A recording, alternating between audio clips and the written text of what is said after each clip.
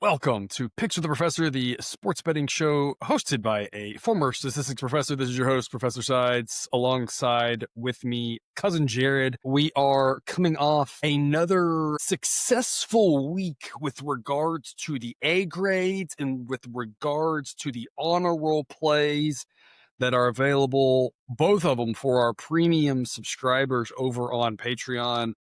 Getting those solidly into the positives now. And as I mentioned last week, continuing to grow that up because we need that to be higher by the end of the season. The show picks, unfortunately, are cursed. I don't understand why they are, but it's like the show picks, other than like a week or two, just like lose 2 units every week. It's the darndest thing. I don't get it, and it feels like nothing's ever going to change. So if you don't watch this show, pay for the premium picks. It's only $19.99 a month, and that's how you'll make money, I guess, is the answer. Is that what we tell people, cousin Jared? Yeah, and I mean, I know I've said this before on the show. I don't want to speak for you or Jake with college basketball or baseball, but this is why you pay for the subscription to get access to all the information, and then you can make your own decisions, because subsetting these to pick what's going to be on the show is always difficult.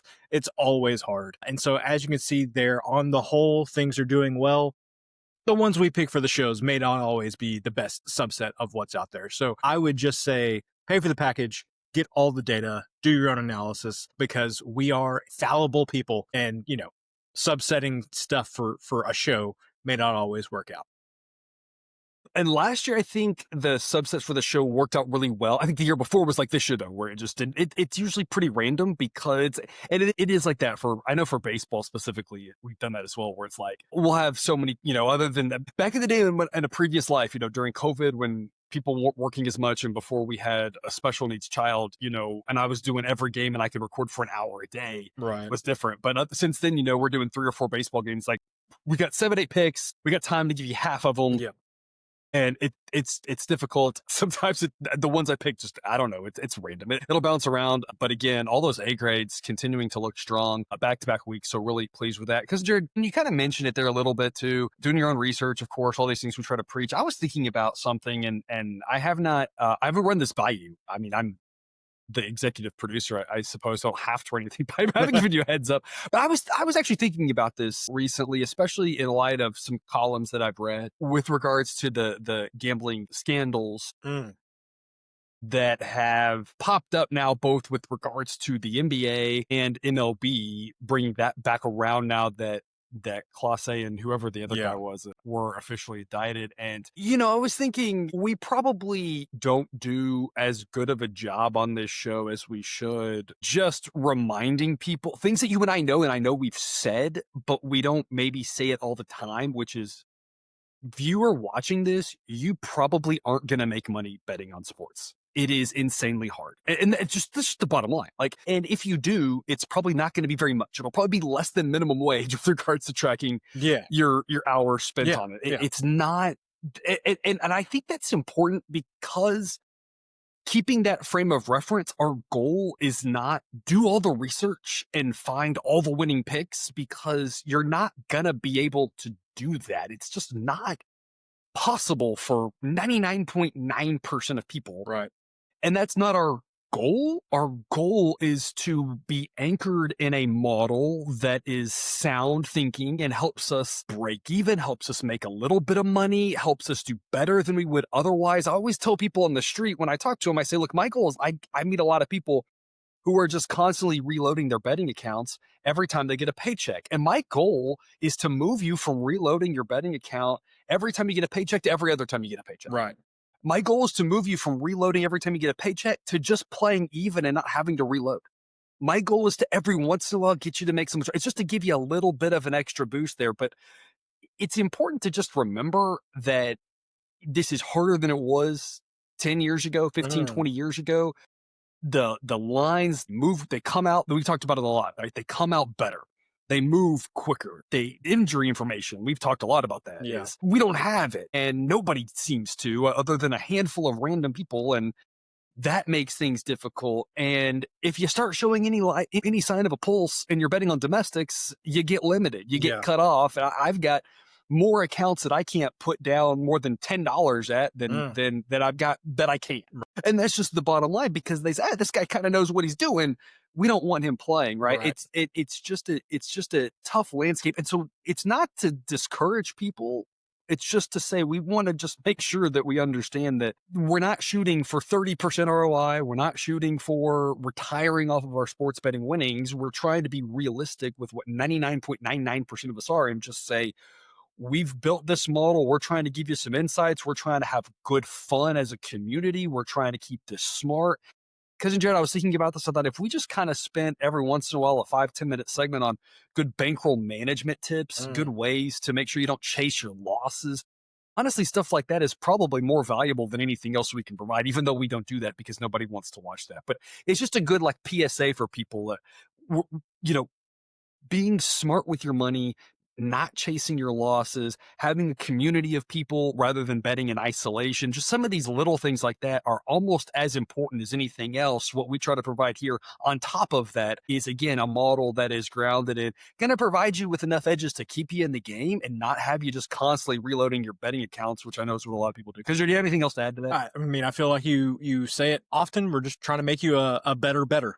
And that is not always going to be, just a 10% ROI on your plays. Being a better is oftentimes breaking even because 99% of people aren't doing that, or some very Yep. large percentage of people aren't doing that. So, like I said, I feel like that encapsulates it well. We're just trying to make you be a better. Yeah, and so again, we've got all this available over on Patreon just for a small 19.99 a month that helps us keep the lights on here, helps me afford groceries again while I take care of our special needs child, which is very loving and fulfilling. But gosh, the dude's a lot, little dude's a lot of work, you know. Yeah. So we appreciate all of your support of all the stuff you can get over there on Patreon. Player-based models, predictive and forward-facing. So again, the rankings and grades that you see are not necessarily about how well they've done all season. It's where we think they will go forward. Those are correlated, but not exactly one-to-one. We'll give out A grades and B grades. A means love, B means like. And again, kind of what I was summarizing there, right? We're talking about value, we're talking about long, we're talking about how to keep your bankroll afloat, about, being in a community of people that have a lot of fun, a lot of insights, a lot of things. Hey, if we're looking for just some entertainment and what do we want to bet on this game? What do we want to bet on that game? The Discord chat, is your place to be there. And so again, we have a great group of people over there as well. So you can check that out, link in the show description. Otherwise, Cousin Jared, before we get to it, the one thing that caught my eye where uh, turn the floor over to you. Therefore, the one thing Luke Fickle getting the extension at Wisconsin. Mm-hmm. I had seen something about, the number of games he played with his starting quarterback there was like -5, Yeah, I think, in yeah, his tenure or something. It was something like that. yeah. So I get that. That was still a little surprising, though. I think we all kind of figured he was one of the next ones out. But to get the, the real vote of confidence there from Wisconsin. Not that we ever thought that was a bad hire. It just hasn't worked out. Kind of throwing Danny O'Neil under the bus Mm. recently in a press conference, talking about like, we just need him to get out there and play, like implying that he wasn't playing for, just for no reason. And then he comes back and they had this great win and they're like chanting his name and everything. And so now things are turned around at Wisconsin. What a weird situation Yeah, that was. I don't feel like I understand it whatsoever, but that's obviously the current coaching news and how right. that affects things. What's on your mind here as we turn the page from week 11 into week Yeah. 12? So one thing I will say on that is I think that what you're seeing from Wisconsin, and I think he's making it hard, but what you might see at Florida State as well is that this is already going to be a packed house of the teams looking for new coaches this offseason. And I think that we could probably all agree there may not be enough top tier coaches to fill even the vacancies we already know about, much less any additional ones that may come open. And so I'm wondering if some of these teams aren't just thinking, hey, we're going to wait another year, lower the buyout amount, and then hit the market when things aren't going to be as crowded and stuff as what you're currently seeing. So I think that might be part of it. As far as the games that have been happening on the field, we've talked about it a couple of times, but UMass, the bottom has just fallen out there to get beat 44-10 by Akron, and you and I both looking at laying double digits with Akron last week, and we were like, yeah, love it, let's do it. Yeah, like no hesitation.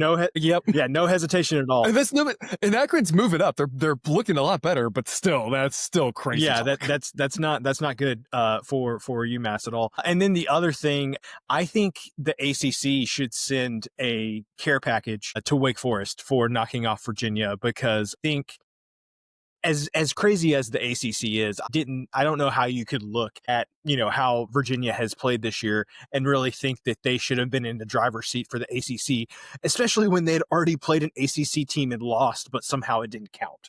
And so, I think that Wake Forest did the ACC a favor there by giving Virginia an actual loss to make, that conference championship game potentially even crazier, because you don't know who's going to be there. And the only other thing, two more things I want to say. North Carolina starting to get a pulse. It's not against great competition, but they're winning some games. If a couple of weeks ago we would have said this team has won 4 games, might win 5. I don't think they're going to get to 6, but might win 5 games. You would have said, hey, that's a really big improvement. And the other thing is Oregon State losing at home to Sam Houston. Not a good look. And the problem is they can't even fire their coach because they've already fired their coach. So I don't know. Can you fire the interim coach? Can we get Ed Orgeron for 2 games? Yeah. I don't know. That's not a good place to be if you're an Oregon State fan.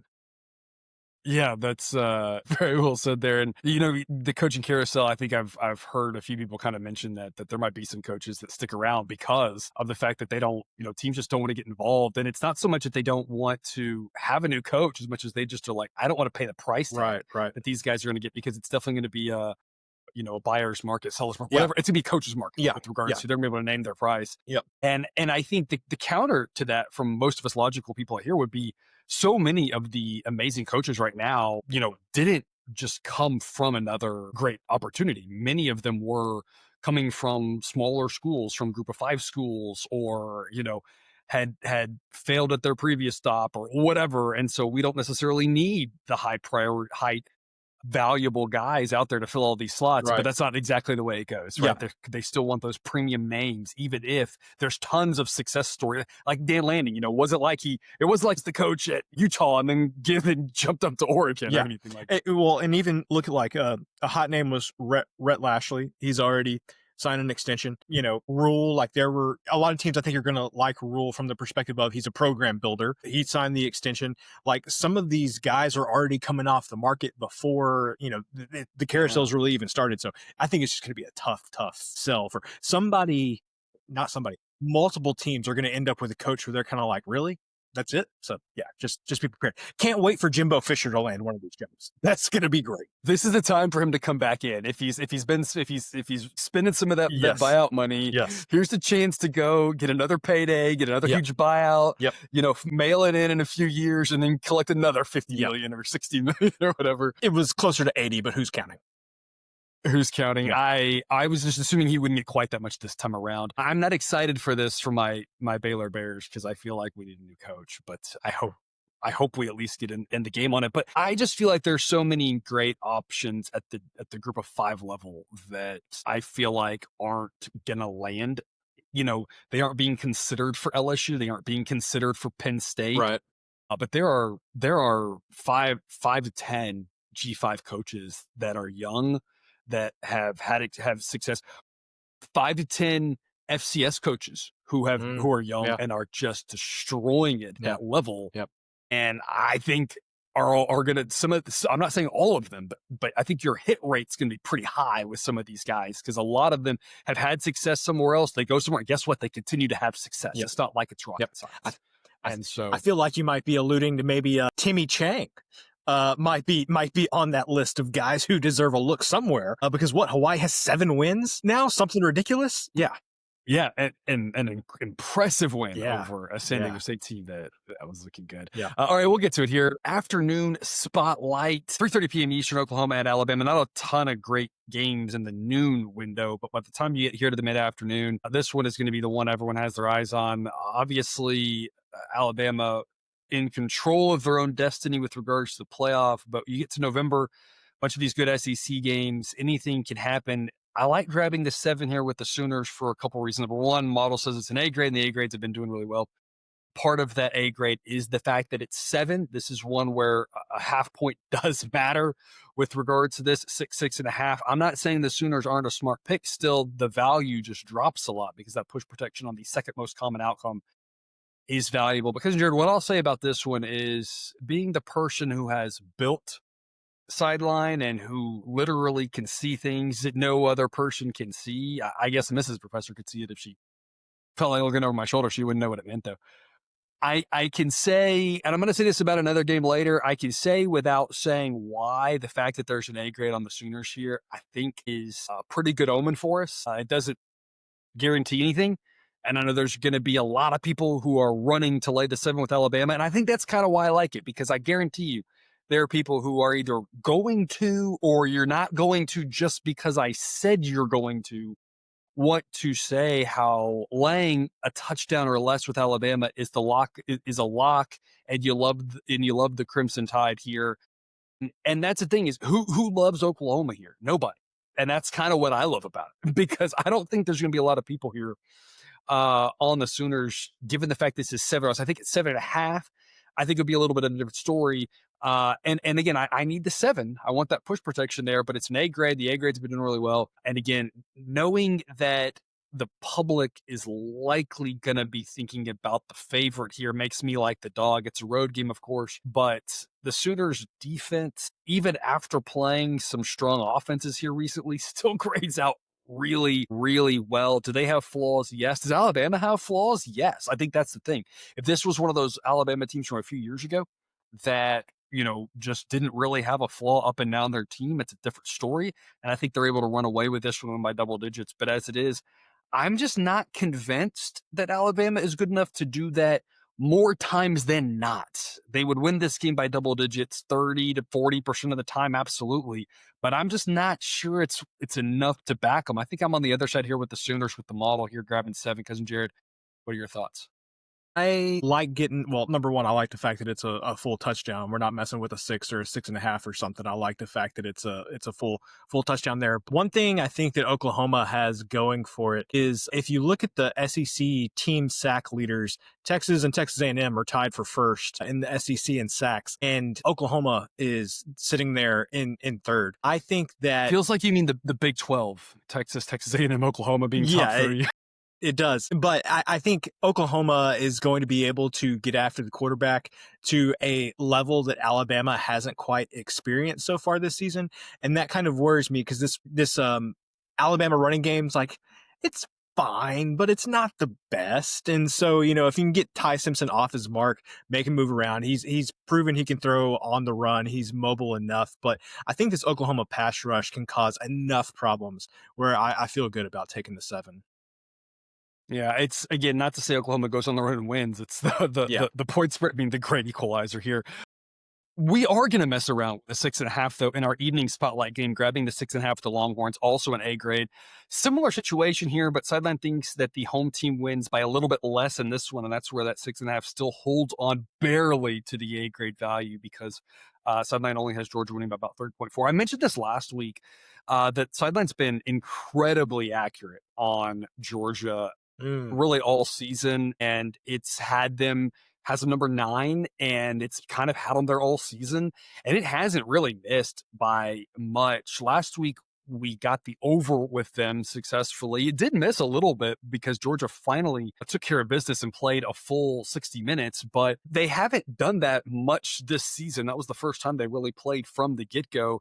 And this Georgia defense just not what it was from before. Obviously, the Texas offense still has some question marks. And the Texas defense that started off the season so strong and really was, number 1, number 2 with Ohio State, falling back all the way to number 8, but still strong enough to give the Georgia offense, which is now somehow their strength, some fits. This is a fairly even matchup. Obviously, Georgia, very tough place to play. That's why we think that Georgia should be favored here, but 6.5, a little bit too much.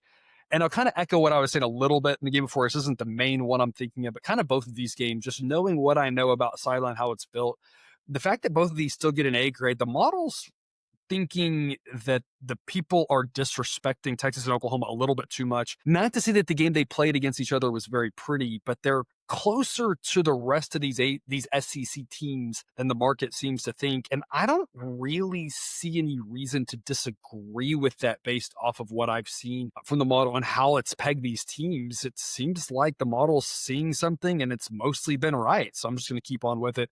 Because then Jared, tell us more. And that's how I feel about them in this game is like, I think they're going to play fine. I just don't know on the spread of all the different outcomes. I think they would have to put together a full game, which I haven't quite seen enough of this year for them to win by a touchdown or more. I just think there's plenty of ways that, Texas either gets a big punt return or something like that keeps them close in this game. So I think Georgia wins it, but I wouldn't think be the first or second or maybe even third time it's happened this season. No. But I feel like Georgia wins this one by like 3 or 4 and not by 7 or 8 or 10. Yeah, and I think that's kind of what the model's saying here is that it's more likely that Georgia wins by 3 or 4 or 6 than it is 7, 10, 11. It's not to say they can't obviously do it. It happens, but there's also a chance that Texas wins this game. This is November. Texas winning this game would not surprise me at all simply because they've been so polarizing this season. They've had wins that nobody thought they should have. They've had wins in games that they didn't deserve it at all. They've had losses nobody thought they should have. They've just been all over the place. Even going back to that week 1 against Ohio State in a game that, I mean, we kind of dogged Texas for it at the time, but like they played Ohio State still better than anybody else has. And I'm not even sure it's close. And that was on the road. And I mean, I'm just not saying this Texas team is flawless. It's just to say this Texas team is, their highs are high and their lows are low, but on average, that makes them still a pretty good team. And part of that whole, the punt return, the special teams, the doing things they shouldn't. I mean, part of that is kind of who they are a little bit. And I just wouldn't be surprised if that happens here. Now, obviously, if Texas goes out and screws around and plays as poorly as they can, and Georgia plays a full 60 minutes, Georgia might run away with this thing. Right. And I think that's where people are more comfortable laying with Georgia. But again, I love taking the dog in a situation like this when I think the betting public is looking at this going, talking about these 2 games here, Georgia and Alabama. These are the strong SEC teams that are always in the playoff. And then Texas and OU, they played that ugly game against each other and just favorite. I'm thinking how many parlays are going to be involved in these 2 teams. And I'm like, I don't know. I just think the dog's got a really good chance of winning one of these games, of keeping both of them close. And it's just one of those more times than not. I think we'll be on the right side here with the road dog here in these SEC contests. On to the normal time-ordered slate of games. See, I don't hate South Florida. We're going to lay 10 with South Florida because, Jared, I'm really talking about this game, bringing it on here for one reason, and that is to say, I've been saying it all season that South Florida has gotten incredibly lucky. They probably shouldn't have got a couple wins that they did. They, got Boise into that game where Boise just having to go for 4th down left and right. They're not getting them on that fake punt, and they played 4 in a game, and Florida just shot themselves in the foot, all these things. But it's like, I was never trying to say they weren't a good team, right? They are a good team. And it was just that the market was overvaluing them. And here I see them against Navy, and I go, I think the market's undervaluing. Let's lay the 10 with South Florida. It's an A grade. Southern says by an average of 15.3. We have Blake Horvath, Navy quarterback, questionable. That matters, of course. But I really see this to me not actually about South Florida. I said all along, I think the model has viewed them very accurately. We faded them because the market, I think, overvalued them. And I still think the model is viewing them accurately. I think this is about Navy, a team that we faded against North Texas very successfully a couple of weeks ago. And I said at the time, I'm going to trust the model here and say, I haven't really seen much of Navy, but I just don't think they're that good. The model doesn't think they're that good and that they're a little bit overvalued. And that's the same thing here. I think people are still looking at that record for Navy. They just aren't that good of a football team. And the way that they fell behind early against North Texas and just couldn't ever really catch up, and the game got away from them. I kind of think we're looking at the same thing here. Cousin Jared, what's your thoughts? No, that you took the words right out of my mouth. This feels just like the North Texas game, except here Horvath is questionable, which makes it even worse because the only way that Navy can stick around in this game is if Horvath plays and they just possess the ball, make this a game where there's 9 total possessions. I don't see that happening to begin with, but just knowing that Horvath is questionable, I don't like to speak ill against America, but man, this is just a tough one to think that Navy's going to be able to hang around in this one, especially if Horvath doesn't get to play. Yep. Cold as ice, baby. We won this segment last week, and we're going to lay the 18.5 with your Aggies against South Carolina. Because, Jared, I did double check, of course, because one is time, and I had to make sure that Texas A&M was not playing Texas next week, because that's obviously a scary one. Yep. Look ahead spot, but they are playing Samford. Yeah, Samford. So not a look ahead spot. To me, this actually isn't about A&M. I think A&M's a very good football team. Sideline has them at number 6, actually has them as the best SEC team, and has had them that way for a couple of weeks now after all those SEC teams were all just jumbled together. And I think that's right. I feel pretty good about that. Very good team. I think the model's seeing them well. Nothing really for me to say about them. You can, of course. To me, this is about South Carolina, and I just don't think there's much to like about South Carolina. They played Alabama in a game a couple of weeks ago that they could have won and did cover. But if you take, that was a home game. If you take that out, they have not covered since September against Kentucky. And those are two things that shouldn't give you hope for the Gamecocks, is September and Kentucky. Neither one of those really would inspire a lot of confidence. Also in September, though, they lost at home to Vanderbilt by 24. We were early on in the believers of Vanderbilt, of course, and so we were on the Commodores there. But this South Carolina team, after that Virginia Tech win at the start of the season, where they were just able to out-athlete a Virginia Tech team that just isn't very good, and I think we made that comment at the time that those two teams just might not be very good, that it was a standalone game that we were like, these teams may not be that great. They had all the athletes to take care of business there, but otherwise, they haven't looked that good. They've lost 6 times already, and they've failed to cover 5 times. And you saw what happened last week at Ole Miss, coming off of that good Alabama game. If you were going to say they were building on anything, they lost that by 16 and didn't cover. And so to me, I just don't think that the South Carolina team is very good. And there's really nothing more to it than that.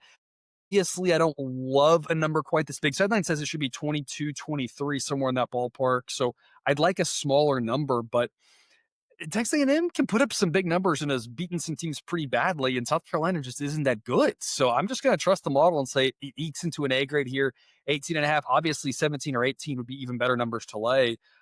But laying a little bit of a number here, but you just saw us take a few dogs, so no reason not to think that there isn't some value on some favorites here as well. Because, Jared, what do you have to add?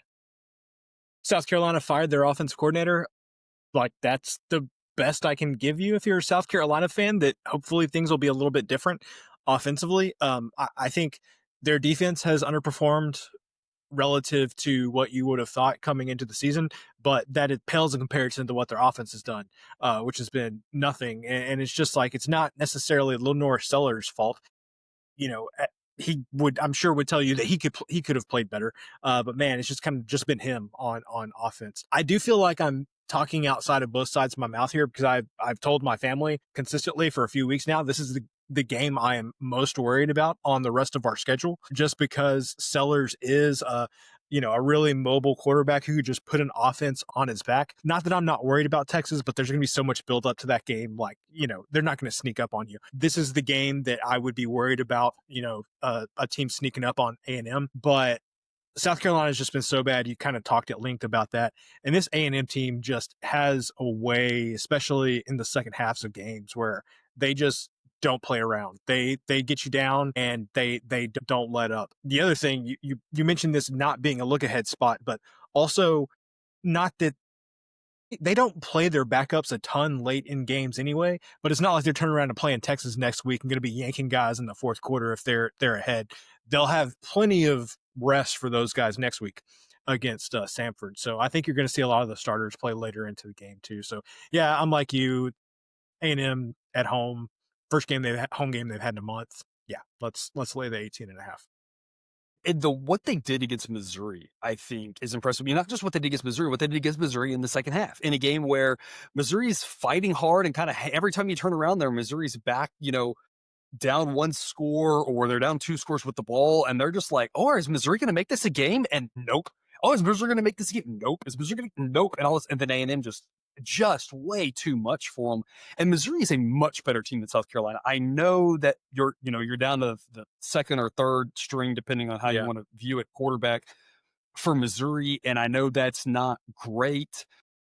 And obviously, Sellers is better than that, but the rest of the team is just no comparison. That Missouri team is so much more talented, and that was in Missouri. Now, maybe the crowd wasn't quite as excited because obviously the disappointing, Pribula injury, earlier kick time, that sort of thing. I don't know. But like you said, it's an early kick time here too, but it's also, like I said, A&M hadn't had a home game in a while.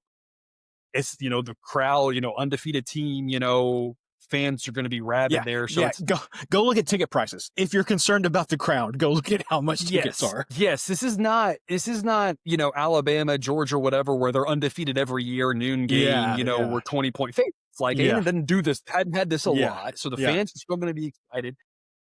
And so to me, there's just too many little things that I'm like, I think we're just overthinking it if we don't lay it with Texas A&M. But I'm like I said, I had to double check and make sure on the schedule, because I was like, I'm worried about laying a number with what might happen next week. I saw Samford. I was like, no. This is a chance for the coaching staff. And we said when he was at Duke, we were big Elko fans. So for years now, we've been saying, hey, it's a good chance for him to say, hey, let's focus on this. It's still a conference game. We go out there and take care of business. We can worry about Texas next week, right?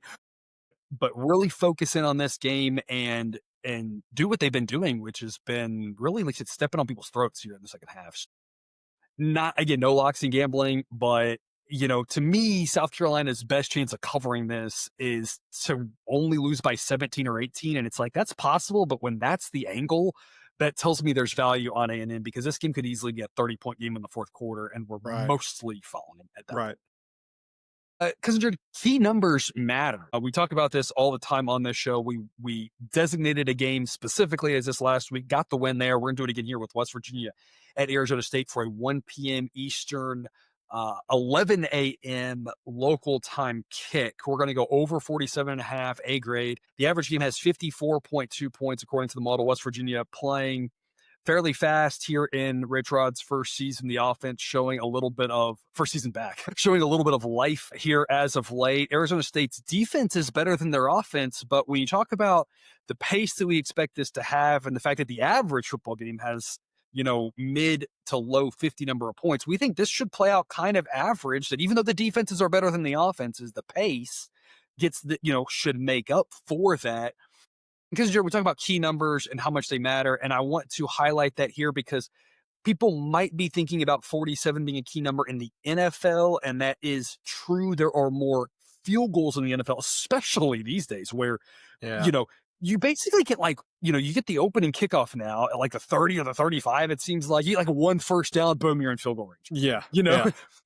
College kickers are much improved, but you still don't see that many field goals. You still see a lot more touchdowns. And because of that, 48 is about 50% more likely than 47. So 48 is more of your key number. But on top of that, it is more likely, according to a just frequency standpoint, that the game lands 48, 51, or 52 than 47. And so what I love to have 47 included, yes, being that it's a college game, the fact that I'm missing out on 47 bothers me a whole lot less than it would a pro game. And so, again, we've got a bunch of key numbers that we like that would get us the win, including what I think might be the most important one at 48. And Jared, we nickname you Cousin Total, so here's your time to shine. Yeah. So we talked quite a bit last week about how I think Fox for West Virginia has kind of elevated their offense. Not the best quarterback, but a good quarterback for Rich Rod's system. Just you talked about getting under the hood of Sideline a little bit. Sideline does not think that Jeff Sims is a very good quarterback for Arizona State. But what I will say is that I think in his 6th or 7th season of college football, what he does bring is a high floor to this offense for Arizona State. So I think they're going to go out and get, 28, 31 points or something like that. They're not going to light up the scoreboard, but Dillingham's an offensive guy. I think Arizona State's coming off a bye. I think he will have them ready to go on offense, and I think Sims allows them to do enough to where this game ends up something like 31-20, something like that. Sims played really well, obviously, at Iowa State in his, I guess, first start. Yep. In quite some time. Having a bye week last week, I think, is also very helpful. Not as helpful as it might be, obviously, for like a freshman. I think it's less helpful for him and more helpful for everybody else. Yes. Right. Yeah. Yeah. All those reps now on the wide receiver number ones, tight end number one, right? Getting those reps with him. The coaches, the offensive coordinator with a game plan saying what sort of skill sets a little bit different. What do we want to do a little bit more of, a little bit less of? What formations is he more comfortable in? All that sort of game planning stuff that bye week, really helpful. And then when you look at West Virginia, last week they played Colorado and that game had 51 points, landed right at the total. The previous week, they got Houston into a game that had 80 points, which seems impossible. Yeah. For Houston, what Willie Fritz wants to do. So they got Houston to a high scoring game. Can they get Arizona State in a high scoring game? Sure, why not? And again, Colorado last week got to 51. That's what we're asking them to do here. So again, a lot of little things pointing to this making sense here at a number like this. Because Jared, where would you stop players? Is 48 like really key for you as well? Or is that just a bonus? Is it 51, 52 that really is the key numbers in your mind? Yeah, for me, it's 51. I think I would play over 51. 51 and a half is where I'm like, I don't know. Like I said, I think this feels like 31-20 to me. So I think I would play over at 51. I think at 51 and a half is probably where you lose me on this one. Yeah, I was kind of the same thing that 50 and a half, sure, Yeah. 51, you get the push protection of 51, sure. Yeah. But the fact that we get the win on that key number of 48 is just the cherry on top for us because it could absolutely land right there. Because we talk about it often, numbers that are really important to get sooner rather than later. We're not saying what would we play it up to. We're saying go get this now, run, don't walk. And I've actually got a string of these in a row, multiple games in our run, don't walk segment. So viewer, pause the show, go search for it. See if you can get a better number. A couple of these are, 7 here. See if you can go get a 6.5. You never know, shop around, right? But if nothing else, go ahead and lock in the 7 before it gets to a 7.5. Here with Marshall. We're going to lay the 7 with Marshall at Georgia State, 2 p.m. Eastern. A grade. Sideline says they by an average of 14. Marshall has rebuilt fairly nicely from losing their whole team, more or less. Are they a great team? No. For what the expectations are at a program like that, I think they're rebuilding just fine given what they lost. But Kissinger, to me, this is more about Georgia State just being an under the radar, truly bad team. We haven't talked about them much this season, but Sideline has them third worst. We talked a lot about how terrible UMass is. We talked a lot about Sam Houston State being the next worst team and it being clear about that. We already talked about that earlier in the show, and we'll talk about it again later on as well. But the team right behind them, or I said right, a little ways behind them, would be Georgia State. So this is kind of more of a fade of Georgia State saying, I know they're home, but this is one of those things where anybody playing Georgia State that has a pulse should be laying 10 points, even if it's on the road. Yeah. Jared, what do you got? You basically took the words right out of my mouth. So the bottom 5, according to Sideline, are UMass, Sam Houston. We talked about those two. Georgia State, and then Charlotte and Kent State are the other 2 at the bottom for the total of 5. I feel like we have spent tons of time talking about Kent State, Charlotte, Sam Houston, UMass. Yeah. I don't know how Georgia State has escaped this, but they are definitely have entered the territory of basically don't care who it is. If you can lay a touchdown or less, hate them. And that's what we've got here. Don't care who it is. As long as it's not a team that's ranked 125th. I'm fine with laying the touchdown. Yeah, Georgia State just hasn't been it. TJ Finley, the quarterback there. We talked about this earlier in the season, but those quarterbacks who have just moved around and it just hasn't really worked out anywhere. At some point, it's kind of like, hey, might partially be on you here. And I think TJ Finley kind of falls into that category. So yeah, Sideline has him ranked 128th out of all starting quarterbacks. Yeah. So that's tough. So yeah, I want to lay the touchdown. This could have also you put this in the run don't walk segment. Could have had this in the you're focused on the wrong number Mm. segment as well, because honestly would for sure play it up to 11. When I get to 13, it's like I don't know about 13, but for sure up to 11, I'm laying it with Marshall. I love the fact that, it's a road game, and the fact that we have to push protection on 7 just makes this Yeah, great for me. yeah, And yeah, we talk about there will be a game later where we talk about you're worried about the wrong key number. Had this been 7.5, that's I think what I would have called it. okay, I there you would have go. said, "Oh, Yeah, don't worry about it," yeah, yeah, because the fact that we can get 7 that's where yeah, I shifted into this run don't walk category. yeah. 3:30 p.m. Eastern, Georgia Tech at Boston College. We're gonna lay the 16.5 with Georgia Tech as an A grade. Sideline says they win by an average of about 22.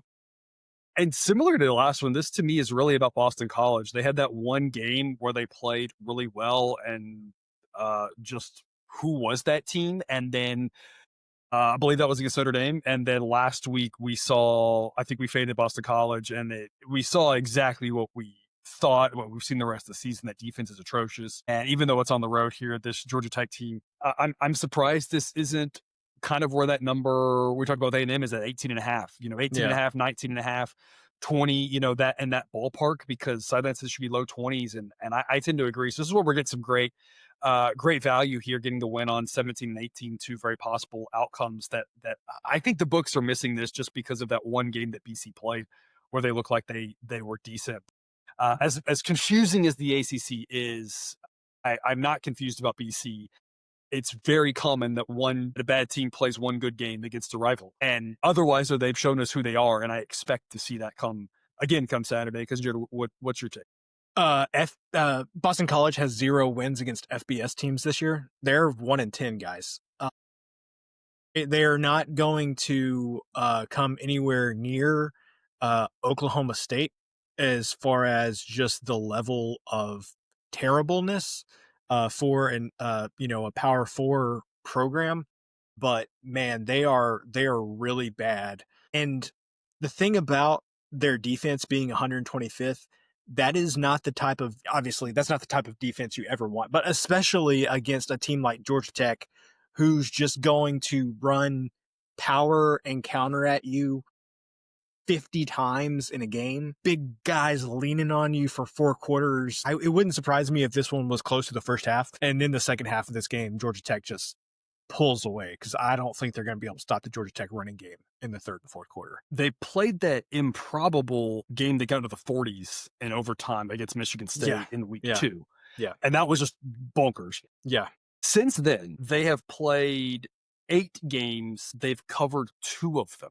They haven't won any of them. Not that anyone thinks they'll win this, but they've only covered the 2. They covered again that Notre Dame game, and they covered against Louisville as well. But last week, again, we were on SMU where I was like, hey, y'all, I'm not expecting, BC to continue what they did against Notre Dame. That was a home game, and they got beat by SMU 45-13.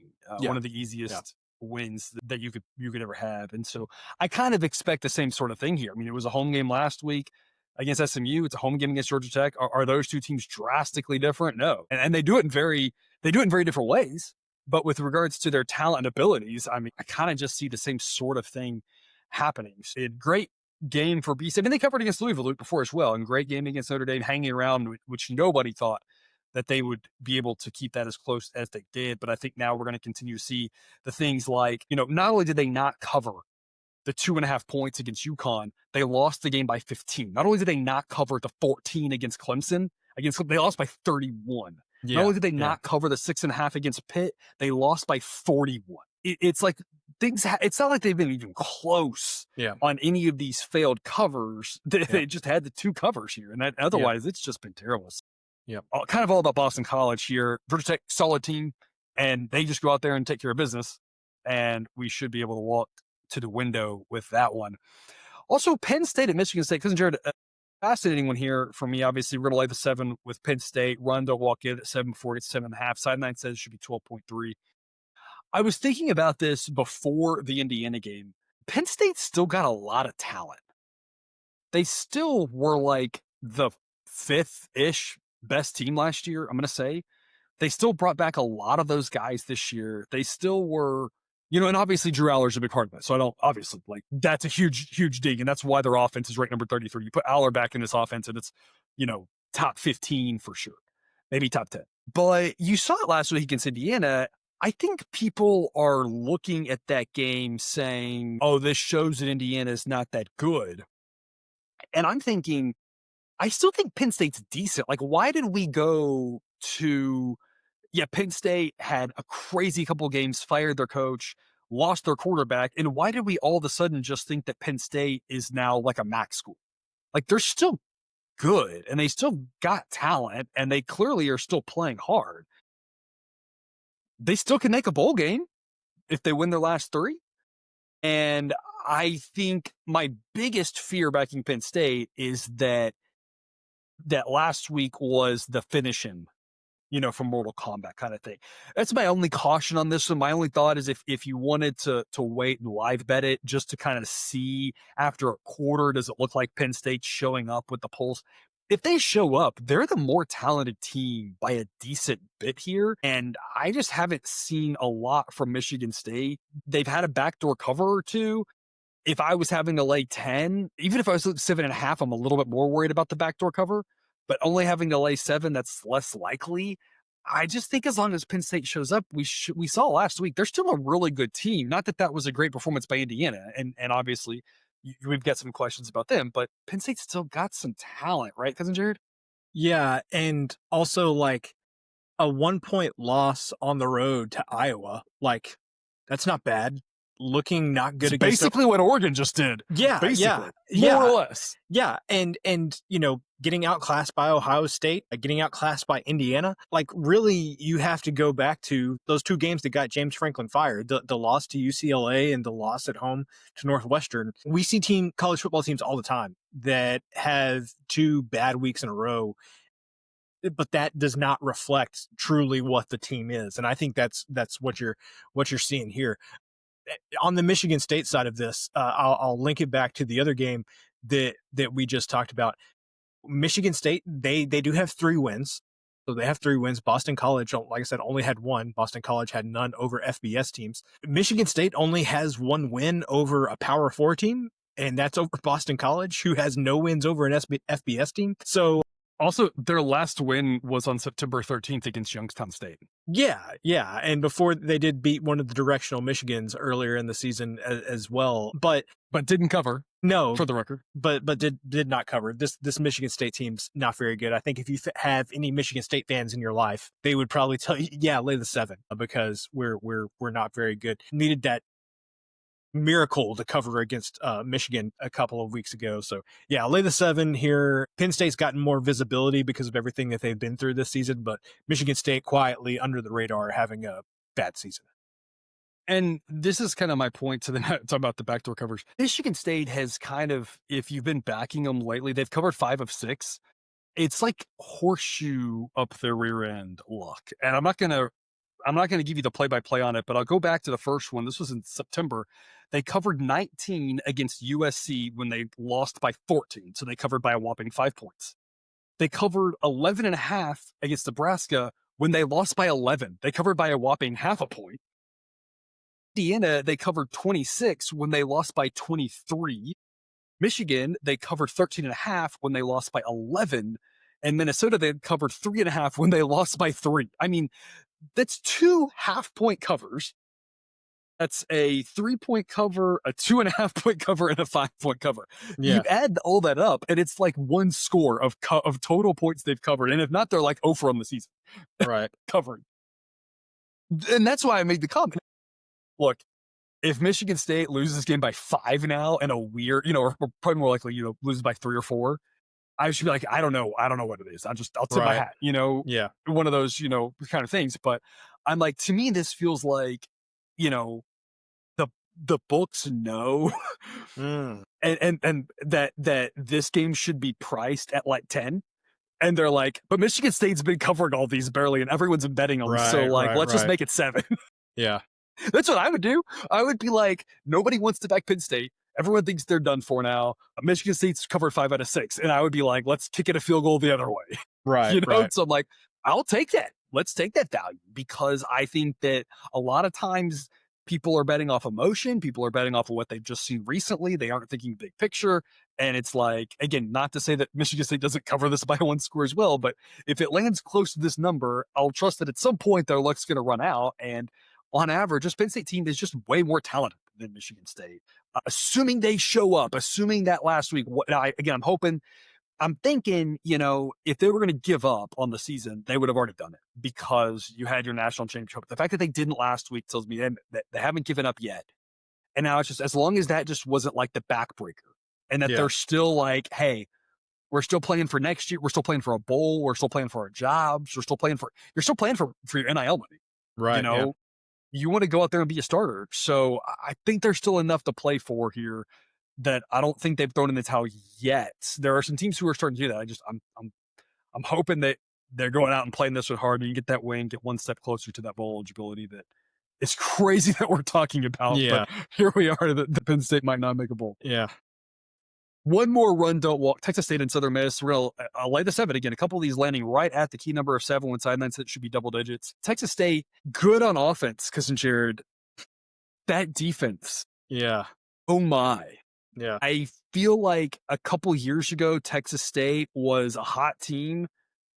And last year, they were so much more talented, their opponent, in so many games, and yet just couldn't quite figure it out. And this year, I think it's gotten worse than last year. And I'm blaming the defense, solely the defense here. Southern Miss, we said it at the start of the season, we weren't quite as high as the market with all those transfers, player-based model. So it was looking at all that. And I think the model was justified in its assessment. But as the season's gone along, they've played a little bit better.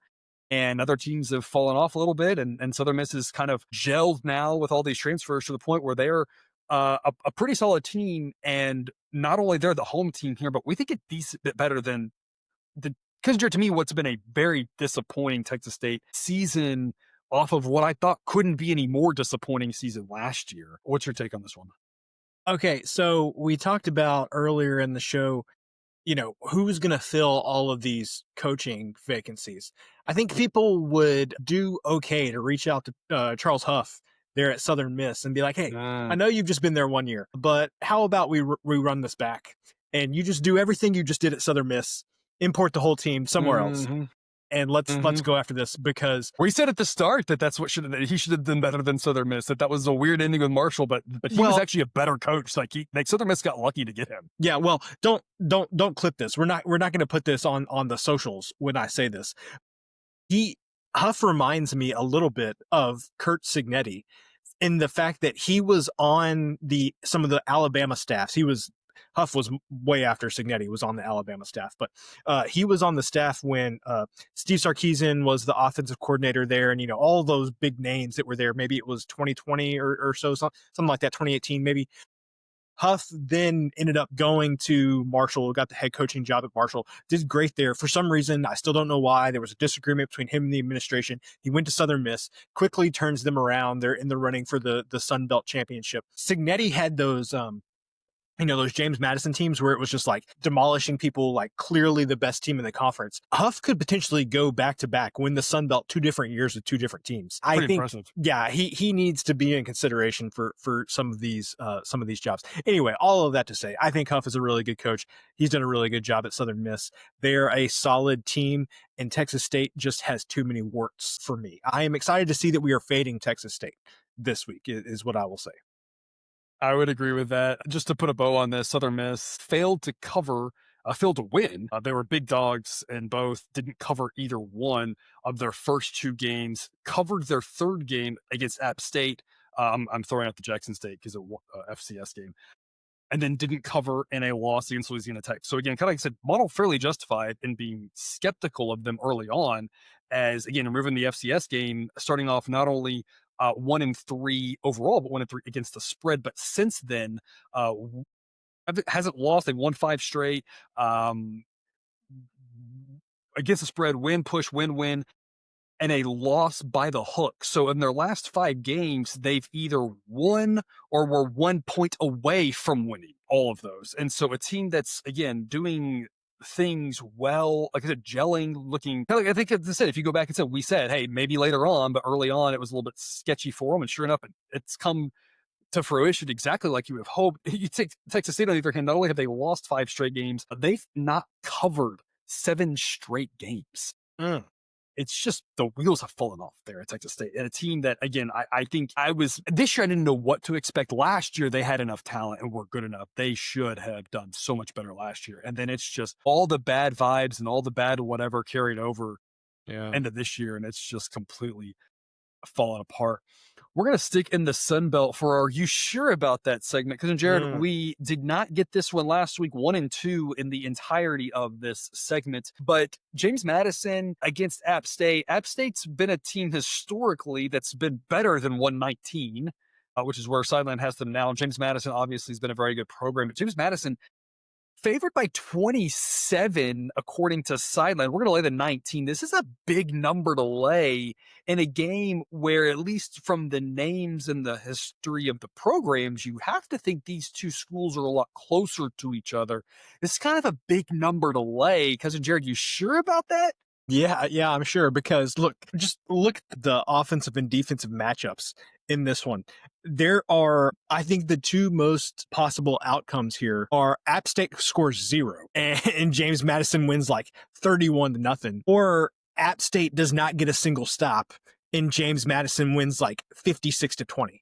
I don't know which of those two is more or less likely, but I don't have to because we're not playing the total. I just think that James Madison scores a lot more than App State does in this one.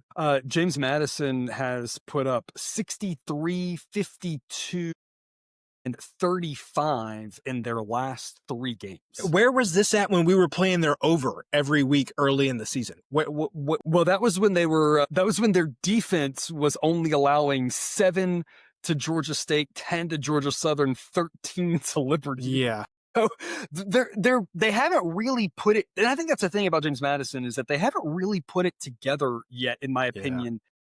But the signs are all there, and the schedule's been weak enough where it hasn't mattered. They obviously lost that game to Louisville, but otherwise they haven't lost, so it hasn't really mattered. They've had games where the defense has carried them, like again against Georgia State, and again that they should have won handily. Their defense did their part, but their offense just couldn't get it going. And then you take some of these more recent games, like the Marshall game last week, where they missed the cover by 1.5.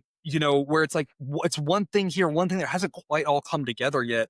But overall, it's still been more good than bad, as they are 7-3 against the spread. And I think, like you said, with this App State team, I think that's where it's more about an App State team that, was able to get a win against Georgia State, was able to get a win against Oregon State, which isn't saying anything, given that Sam Houston State was able to do that. They got a win over Linwood by a touchdown at home. That's bad. And their other win was against Charlotte. And so I think what we see here is that's 4 wins.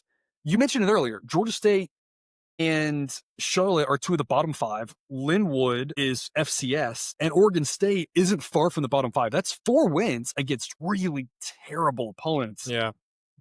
They're 4-6 against the spread. So it's not even like they're losing close games either. This App State team, I think, is still getting a little bit of love on the reputation. James Madison hasn't quite put it all together yet, but I'm not sure they need to. Yeah, no. This App State team. I feel like that's exactly what I was saying. I don't know which side's going to put it together, offense or defense, but I don't care. As long as one of them does, I think we're good. Because, Jared, while we're here, I want to pick your brain a little bit. There's been a lot of talk about the ACC and should they forfeit their automatic bid. Yeah. Which isn't technically an automatic bid. It kind of is. It's not by the rules. The rules say the top 5 conference champions get one. Mm-hmm. But with the way that the power rankings work, the way that the polls work, which influences the committee, right, blah, blah, blah, the ACC is going to get enough respect that it's like an automatic bid. The exception, the way it doesn't happen, I think the only path is whoever wins the American doesn't become college football 2000, what was the year, 2006, was it? Yeah. That everything went crazy? 2007, yeah. 2007, as long as that doesn't happen to the American and the American champion does well, but that's looking like it could happen, because every time we turn around, one of the best team in the American loses every week. Yeah. So we have to worry about that a little bit. James Madison would be the other way. If James Madison wins out The American champion looks good. Could they both be ranked ahead of the ACC and the ACC kept out of the playoff? Is that possible, you think? I think what you're going to have for that to happen is I think James Madison would potentially be a big enough name where they could do that. I think South Florida, because of the visibility they've had this year, could be a big enough name. And the other team that I would say is our favorite team to talk about, North Texas, because they currently only have one loss. So I think it's going to take either a one-loss team to even have a chance. And I don't even know if that would happen if this played out like this, but I think you're going to have a one-loss North Texas, or you would have to have a two-loss name team like James Madison or South Florida, in my opinion. And James Madison, I think for now, just with the one loss. So they're, of course, would get the Sun Belt hasn't been quite as strong though, so their strength of schedule is not as impressive. Yeah.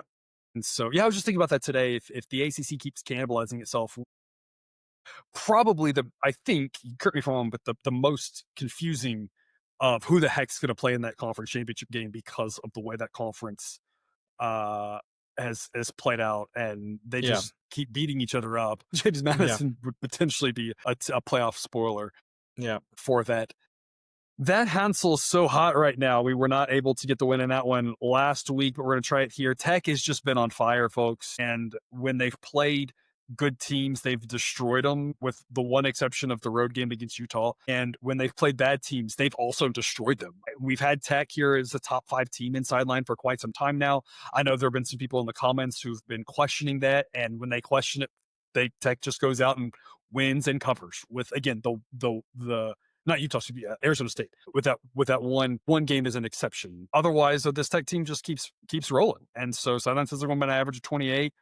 We're going to lay the 24. Kind of an if it ain't broke, don't fix it situation. UCF just got embarrassed by a hapless Baylor team and couldn't move the ball at all against them. And Baylor's defense was coming off a bye, or I guess heading into a bye. I don't even know whatever happened with Baylor's defense. Maybe they play better. I can tell you whatever happened with Baylor's defense, they aren't as good as Tech's. Tech's defense is insanely good. People are surprised about this, but folks, they went out and spent a ton of money on that defense, and it's really good.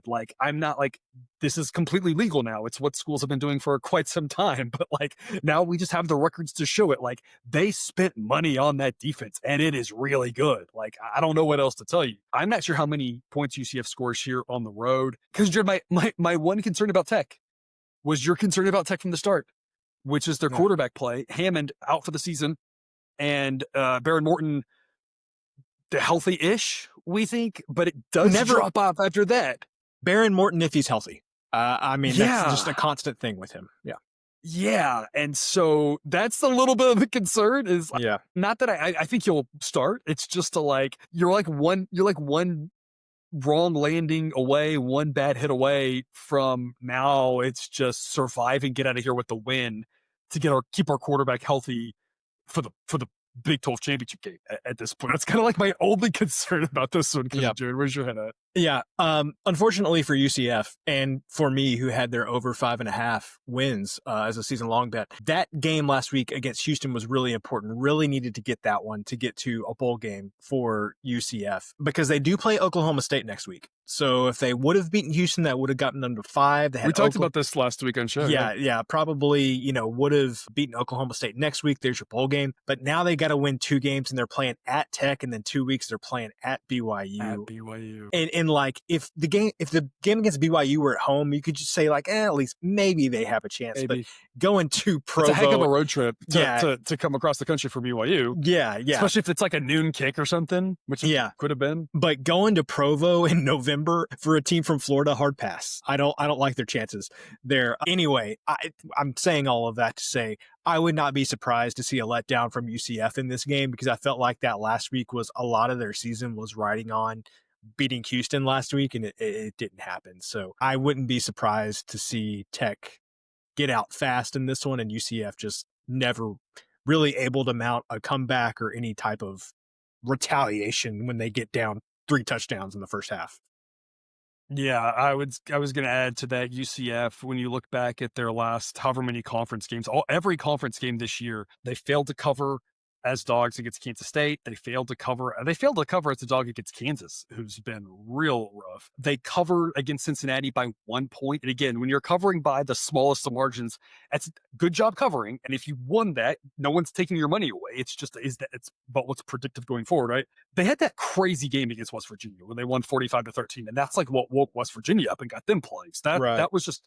But again, every team in college football is going to have one game where they look way better than they are and one game where they look way worse than they are. That was clearly their better game because the next week against Baylor, 3-point dogs, they lost 30-3. And then last week, it was basically a pick 'em and they couldn't get the win. So they just haven't been able to get it done enough to, like you said, get to a bowl game. They haven't really got it done if you've been backing them against the spread. And you look at Tech, and that's all Tech has done for the most part this season is cover. They didn't cover against Kent State in week 2, when they scored 62 because they were favored by 48.5. I guarantee you if Tech scores 62, they're going to cover this one. The only thing they didn't cover was that game against Arizona State. And so I don't know. I don't know what else there is to say other than this Tech team is really, really good. Morton almost assuredly will start. Almost assuredly, if nothing happens, we'll play the whole, most of the game. And as long as that happens, we should be good.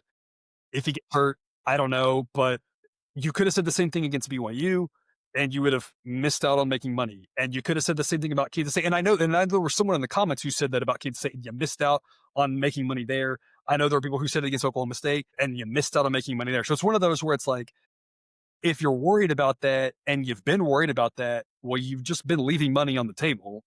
So if he gets hurt in the first quarter and they don't cover this one, I'll say, well, that's fine. I'll give back a tiny bit of the profits we've been making these last all season, really, in this Tech team. We mentioned earlier, Cousin Jared, you're worried about the wrong key number. Oftentimes when we say this, it works out really well. We officially unveiled this segment a couple of weeks ago and got the win in the first one. And ironically enough, we lost in last week's by the hook. We actually, we laid 4.5 and we said, you're worried about the wrong key number, and they won by 4. And so, folks, sometimes that happens, right? These are random events. We aren't saying in this game that the picks Iowa plus 6.5 A grade. We aren't saying that Iowa won't lose by 7.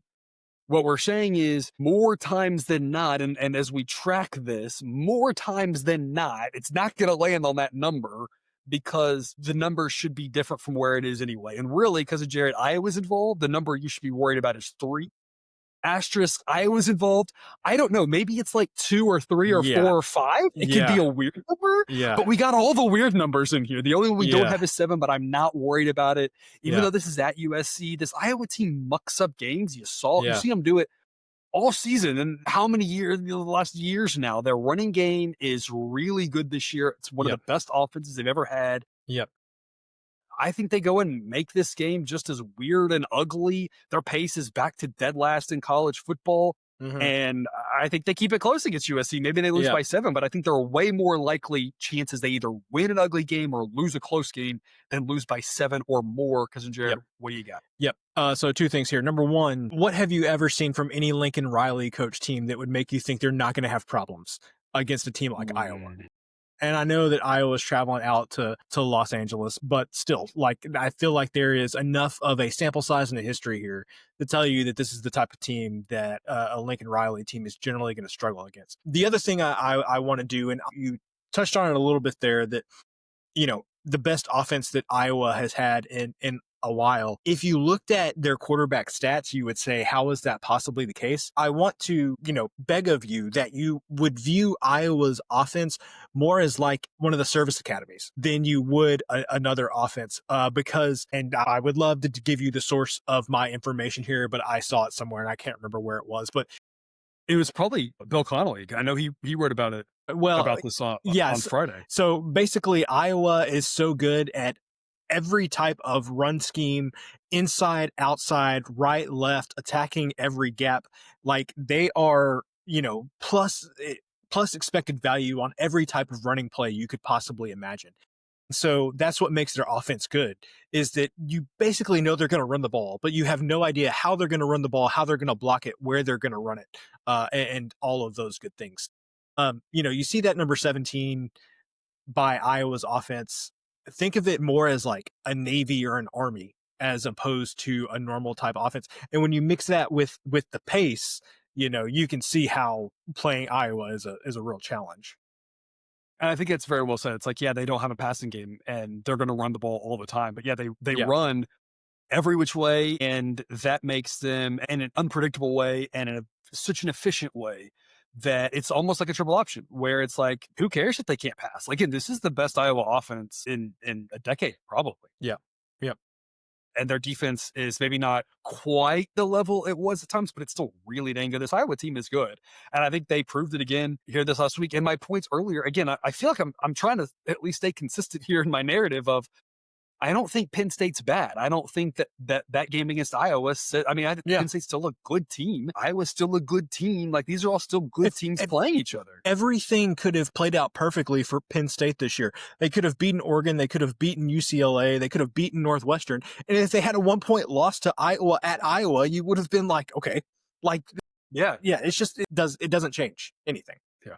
And USC also a good team. I throw them in that same boat, and that's kind of the whole point of like these are all good teams. And what does Iowa do against good teams? Iowa gets destroyed when they get outclassed. Right. That's when they've had problems. The Penn States from a few years ago, the Ohio States, the Michigans the couple times that Michigan had a really good offense. But even against Oregon this year, they weren't outclassed. And that's kind of the interesting thing is that was the first time I remember seeing an Iowa team go really up in class like that and couldn't quite get the win, but I mean, mucked it up and did everything they needed to.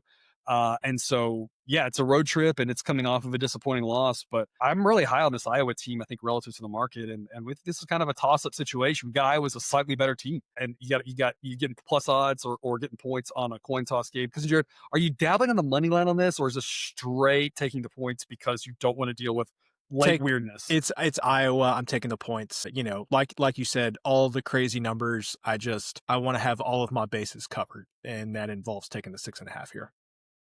All right, to the night game, 6 p.m. Eastern. One of our favorites, the WTF game, wrong team favored, Coastal Carolina at Georgia Southern. We're going to grab the plus odds, plus 114 with Coastal Carolina as an A grade. Sideline says Coastal Carolina wins 56% of the time, and so the books think that Georgia Southern wins more often than not. Sideline says it's slightly the other way around. Now, folks, the difference between the books saying Georgia Southern wins 55 to 60% of the time and Sideline saying Coastal Carolina wins 55 to 60% of the time, that's not a huge difference, right? I want to make sure we understand this is not to say that we think the market is insanely, terribly wrong. It's just a slight shift here and there gets you to, they think it's slightly more likely. When we say slightly more likely the other way, this Coastal Carolina team, we weren't very high on earlier on in the season, but they've played pretty well.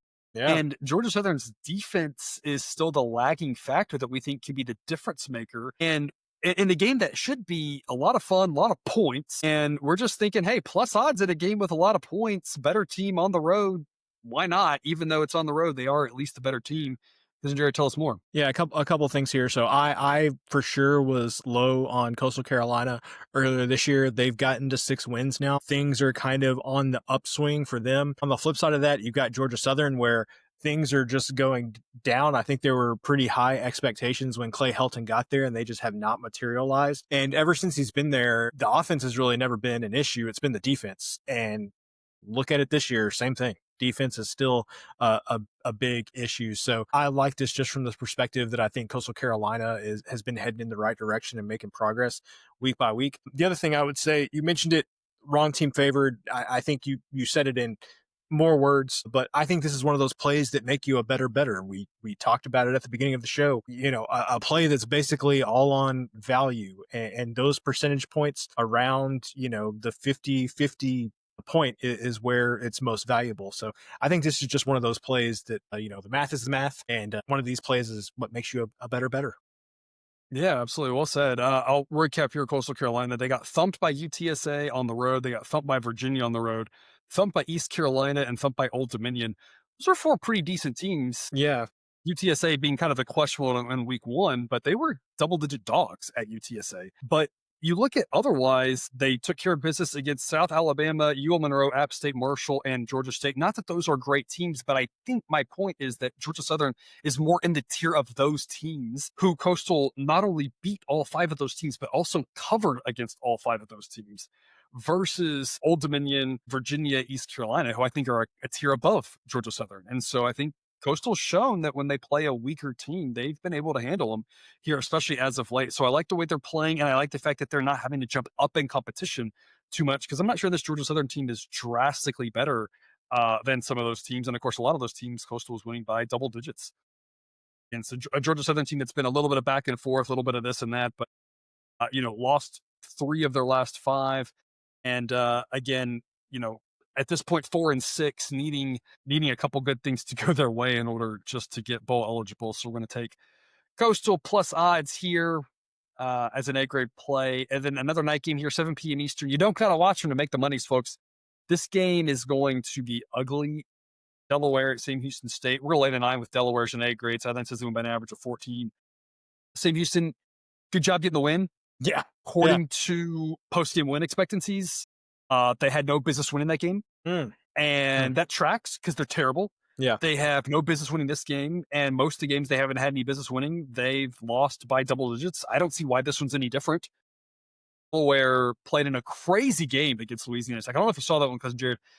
Louisiana Tech had the cover for us, and Delaware scored with like 30 seconds to go, missed the 2-point conversion to tie, and then got the onside kick, and then kicked the field goal to win in regulation. Wow. And so a Delaware team that we've done a poor job zigging and zagging on, but is just this isn't about Delaware.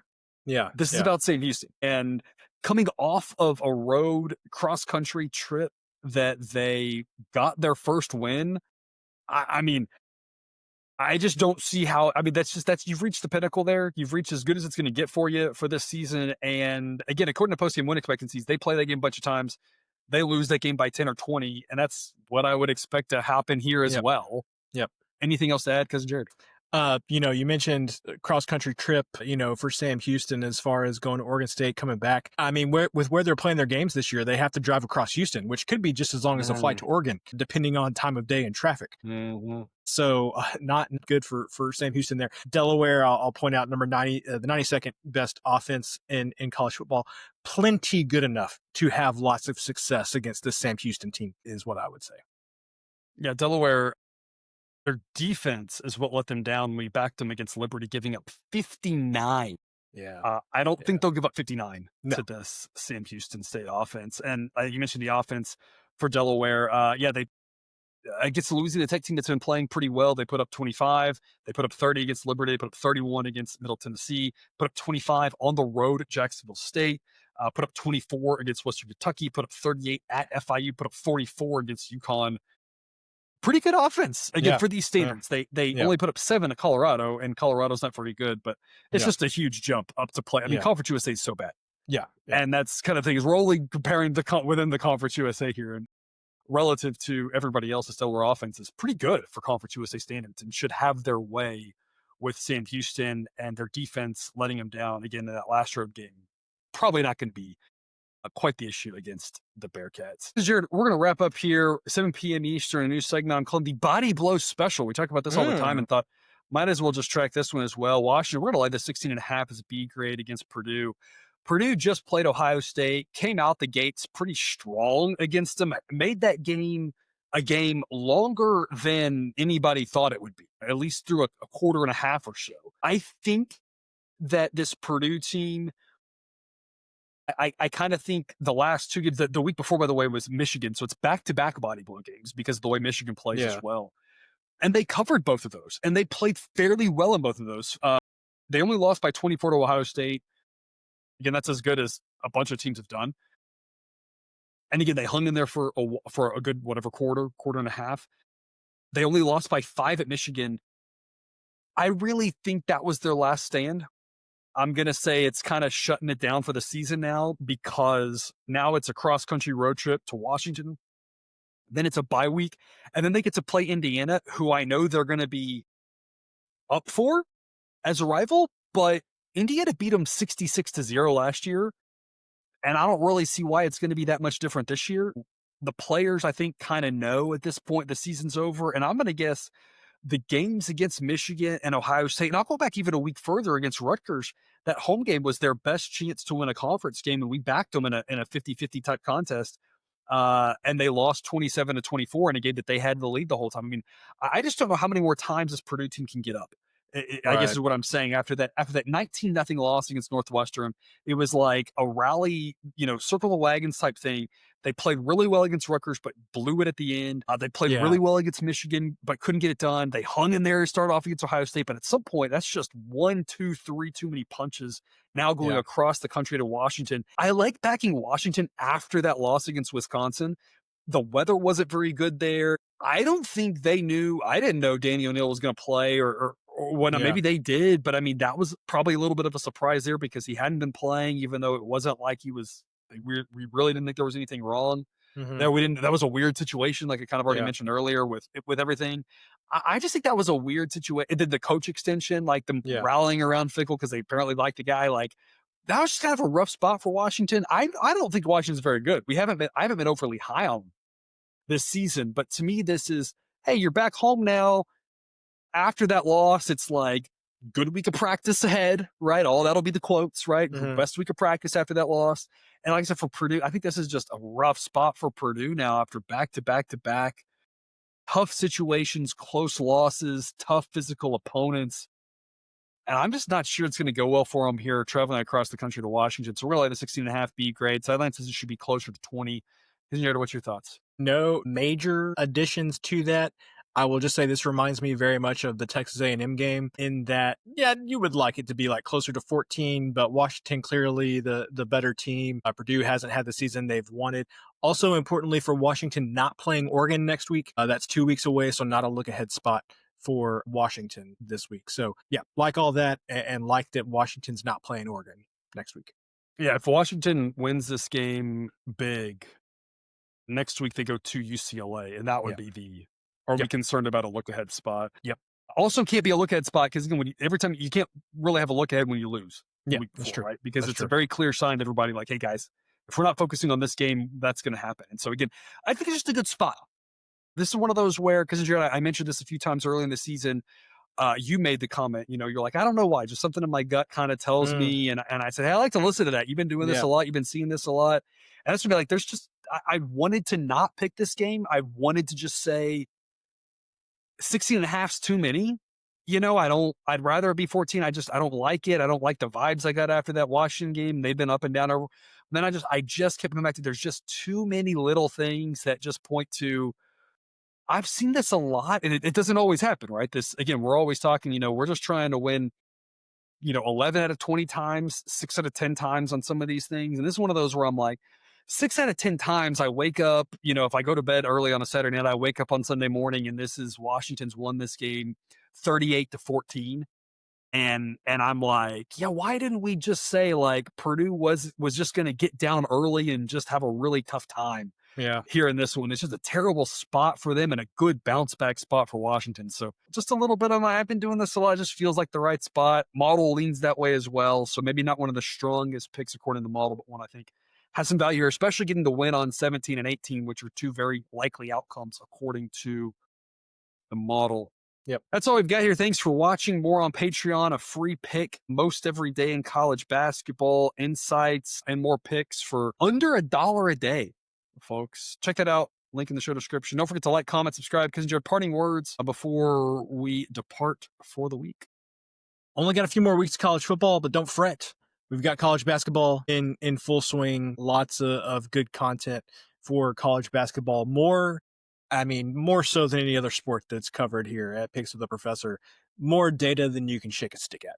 I have to create my own spreadsheet and copy and paste projections into another sheet, do my own analysis. I feel like, the crazy guy with the, the strings running from the mug shots and everything, who did what, trying to figure out the best college basketball plays. So definitely get your money's worth for college basketball for sure. Apparently there's an app that someone's made that you can do that on. So you can do it digitally. The whiteboard, have multiple whiteboards and the strings connect and everything. I don't know how I feel about that. I feel like it's to some extent, especially, the last time I worked in an office, I spent 5 years in industry there and we loved our whiteboards and we would just sometimes have to go to the whiteboard and just draw it out, with your hands, so I don't know. I don't know how I feel about the digital version of it, but, like I said, so much data there, and again, a downloadable file available on Patreon for all this stuff. So if you want, you've got the ability to do just like cousin Jared said, copy all this stuff into your own thing, keep track of your own stuff. So much great data, all the player data as well available in college basketball, which is, I think I go 9 deep on 360 teams. So there's data on like Yeah. 2,000, 3,000 players.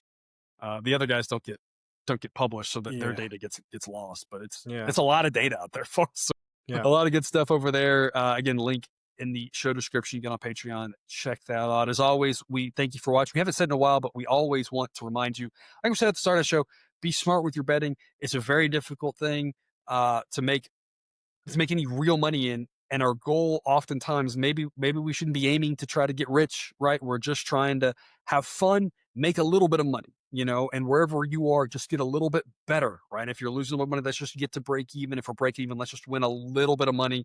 But no matter where you are on that spectrum, we always want to remind you that you can eat your betting money, but please don't bet your eating money.